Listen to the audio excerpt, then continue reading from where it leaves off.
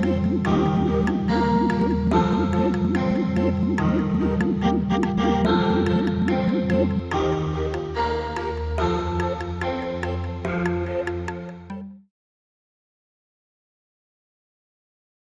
much, everybody, for being here tonight. We know that this is a busy time of the year, every year, and we ask you to come back every year to participate in Capstone. So hopefully this is something that you get excited about like we do, and if not, hopefully you eat a lot of chocolate and go home with a little cacao buzz, and you're good on that. So thank you very much for being here. It is a four-piece project that the students do in the fall semester of senior year. These are the students who take English 4. I did have a question earlier, and people often ask, do all the seniors do this project? If they take AP English, that's a separate curriculum, but if they're in the English 4 class, then they're with me, and they do Capstone. So they have to write a 6 to 8 page research paper. We encourage them to interview their mentors or other professionals that they know in the community to get some authentic research to add to their papers.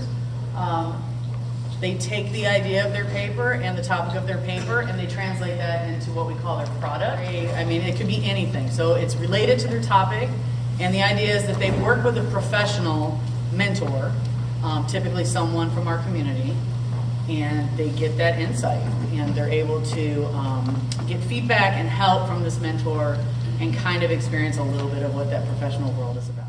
And the third piece is their portfolio, which you see before you. And that is the culmination of an entire semester of things they had to write and have signed, and you know, it's like this pile of paperwork. And so why do we do this? What is the purpose of this project?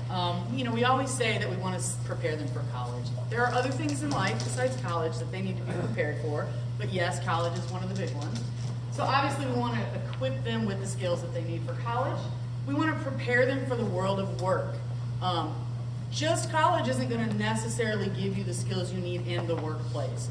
So we try to give them sort of a preview of what that would look like by working with a professional on their project. Some of the conclusions that I had come to is that, I can actually go back to this chart, that the more chain company they got, Yoga 6 has multiple locations in multiple states, the more chain business they got, the less authentic they got.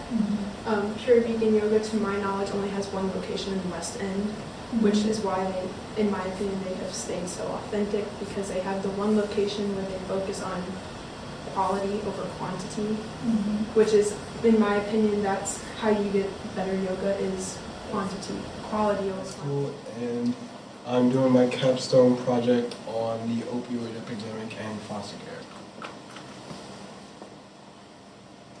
The reason I chose this topic is because it was something really important to me, because I always often feel that kids have to experience or go through things that are very traumatizing at a young age. Like, for instance, being abused by their parent, being abused by anyone in their family, or just having a rough life at start.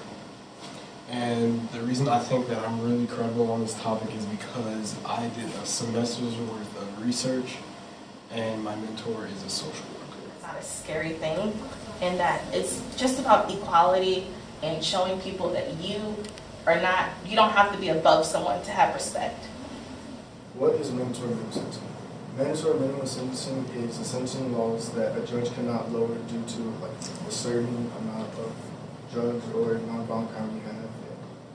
It can't lower no matter what the circumstances are. And most common cases deal with mandatory minimum sentencing as drug offenses.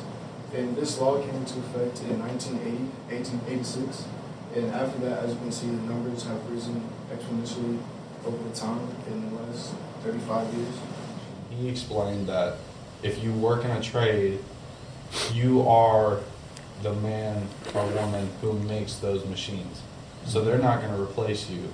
Sure. So, I mean, some of the things that you have to do, yeah, there are CNC machines that you can use, but who's gonna place that on the machine? Who's gonna set it up? Who's gonna have to fix those machines?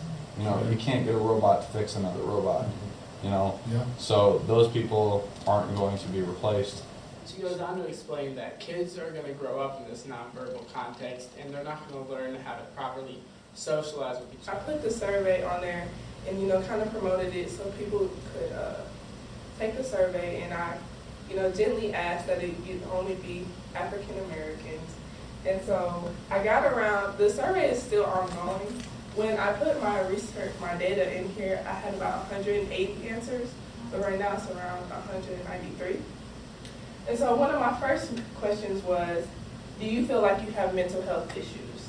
And 74.4% said that they do. Finding a product that suited my paper. I didn't know what I could do or what would get the emotions that I wanted people to feel.